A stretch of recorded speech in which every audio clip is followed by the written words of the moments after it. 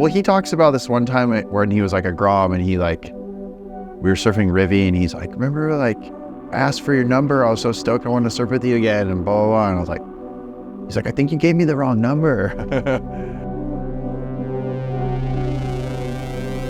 Yeah, he was kind of like a little portly and this big funny afro, and he wasn't like this outgoing, confident kid. When he was just this little goofy-footed Grom that used to always backpedal me at Cottons. But then like one of the first times I remember like actually like where I was like, oh, a kid's from San Clemente was, I think he won the US champs down at Lowers. It might have been under 18 or under 16 or whatever, but I remember I'm just like ripping US champs and like, I was like, oh, cool, San Clemente kid, I'll root for him. Are you kidding? What do you mean he's not going to make it? I'm like, huh, what do you mean? There's a high likelihood that he's not going to make tour. Only like a very small fraction of people make it. But I go look at all the stuff he's learning. I mean, it's like priceless, the education he's getting from being on the road, competing, training.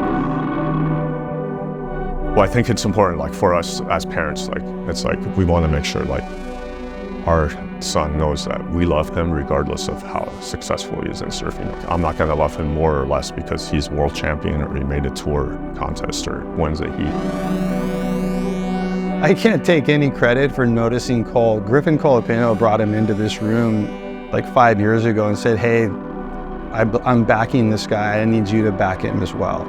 I'm like, what do you mean? He goes, I want to get him a quiver of good boards. I think he can do really good if he's on the right boards. He's very well-rounded. You know, he can do crazy airs. He can surf small waves, you know, and that's a huge accomplishment at that size. I think I told Cole like a year ago or 2 years ago, I told him like he's one of my favorite surfers. And I think he just has this really unique style, super flowy. And I mean, he's such a big guy now that I don't know if we've ever seen a pro surfer at his size with that good of style and flow. This is probably a big statement, but I think Cole is going to redefine power surfing. I think particularly on his backhand, I don't think there's anybody who has got as much power on their backhand as Cole does. And I think that some of those backhand whips that he does are just incredible to watch. It's been a lifelong goal of mine, and whether or not I believed it the whole time or it was set in stone.